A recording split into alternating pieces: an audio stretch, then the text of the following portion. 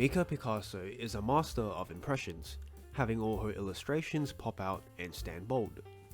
The craziest part is that she manages to make it all work. There are elements in there that seem like it should be overpowering the others, and yet it still all feels so cohesive. But what does she do in order to make it work? That's what we're going to be finding out today. Like I've said before, Mika's art is very poppy and impressionable, and there also seems to be two categories. You can see that the ones here are rather normal, nothing super saturated or anything super crazy, and yet you can still tell that's her art style. This is what I'm going to be calling the base render, and is also what we're going to be looking at first. Mika's art style consists mainly of hard edges. You'd be hard pressed to find any soft edges, and if you do, they're very rare.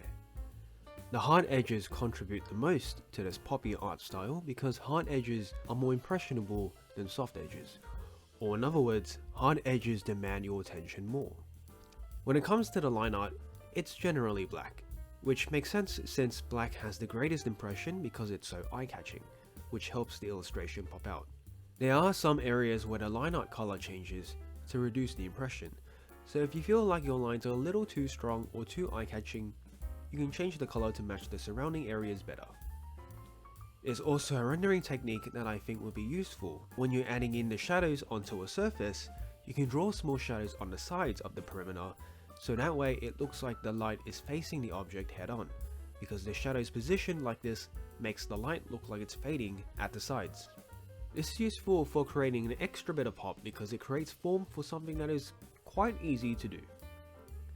There are also some smaller things Mika does that I want to add. Mika creates a separate layer for each area and then renders them separately one at a time. So when you're doing your base color, shadows and reflected light, make sure to do them on separate layers. She also tends to use only the normal blending mode, which is insane when you look at some of the more visually complex illustrations. So that's the base render. The ones here on the other hand are a bit more special, utilizing two concepts of art very well, that being saturation and noise. And by noise, I just mean how busy everything is. To simplify, these ones are base render plus effects. And because it's just a base render, everything that we learned in the previous section carries over. All we need to do now is to look at the effects. The saturated pieces tend to be very busy, with there being almost no empty space at all. This makes it so that those areas are overwhelming to look at, causing your eyes to fall back onto the simpler areas, and in this case, it's the skin. Basically, it's just contrast. Very busy areas cover most of the illustration, so the less busy areas stand out more. In certain areas, noise is applied to the illustration. It's really faint, so it can be hard to see, but it's there. It's also pretty easy to add noise. Go to Filter, Render, and then Perlin Noise. You can then adjust the settings of the noise, and once you're happy, you can lower the opacity of the noise as well. If you ask me, however, I think you can get away with not adding in noise at all since it's so faint. Screen tones also make an appearance every now and then, and it's pretty easy to add a screen tone too, at least on Clip Studio Paint. Simply right click on your layers window, go to a new layer, and click on tone. You can then adjust the tone to your liking. Personally, I would select a particular area first before creating the screen tone layer, that way the tone only shows up in the area that you chose. You can then adjust the tone in the layer property menu and play around the opacity as well. If we pay attention to these areas, you can see how they look a little weird. Not bad weird, but different weird, at least compared to the other parts of the render. This is because these are drawn without line art, as the line art is automatically done the moment you put your brush down, and we can do this with the outline function. First, create a new layer, and then click on this icon right here. We'll create an outline around whatever you draw on this layer, and you can adjust the line art thickness and the color. This basically lets you skip the line art step and is perfect for adding in quick elements onto your piece after you're done with the base render. Mika's backgrounds are usually there to support the character, and sometimes there isn't even a background at all. but when it is there, it's completely filled out most of the time. This makes the background draw less of your attention and highlights the characters more.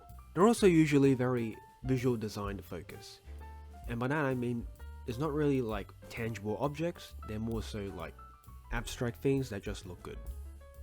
And finally, to address the elephant in the room, saturated colors are also used here. I also tried doing it as well, although not as good. How I would incorporate saturated colors is by treating them as accents, or in other words, I'll make them small compared to everything else. This way, there's not a lot of impression on them, which is a good thing because saturated colors tend to fight for your attention. Making them small will reduce this effect and make it easier on the eyes. Just make sure to never have two saturated colors of equal impression side by side, otherwise they'll be directly competing for your attention. If you do want to put them next to each other, make it so that one of the colors is smaller than the other. This makes one of the colors weaker so that they aren't fighting equally for your attention. I'm saying all of this now, but I only really figured this out after my later attempt. So I didn't really do this in my attempt, so yeah, just a heads up. Hello, this is Editing Me here. I just wanted to say this illustration here is different because the blues and reds and yellows all conflict with one another, which goes against what I just said. The reason why this works is because the blues and the reds and the yellows don't work together well, and that makes it harder to look at, which makes the places where it's more calm easier to look at. It's like controlled chaos. The problem is figuring out how to fill in the spaces though. But what I just said before is still mainly true, just not for this one. Since Mika's art style is 90% hard edges, using a normal hard edge brush should be enough to get you through that process. The opacity of the brush isn't at 100 though, it's a little lower than that. Maybe like 80 or 90 or something like that. This is because of the edge thing that I talked about earlier. I also have a pressureless brush, which is just the same but without the pressure settings affecting the brush size. Mika uses blend as well. Personally, I found it hard to figure out when to blend, so I didn't use it as much, but I thought I'd include it anyways. An airbrush, a simple airbrush. Nothing too fancy, just to make the shadows a slightly different color.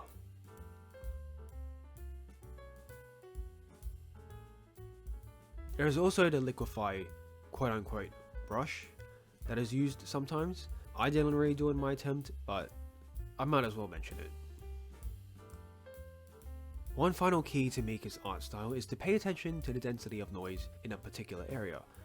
What I mean by this is that you want to fill out every area as much as possible and try to never leave a large spot of flat color besides the skin. If we look back at Mika's illustrations, especially in these areas, you notice that the wrinkles and folds don't really make a lot of sense realistically. This is because Mika makes them noisy instead of keeping a flat color, which allows you to focus on the skin better, even if it doesn't really make that much sense. And it's not just those pieces of clothing alone, it's for everything that isn't skin, allowing it to stand out in a sea of noise and create balance. So with that all in mind, I decided to make an attempt in copying Mika Pikazo's art style. There will be no commentary over this one, just a time lapse.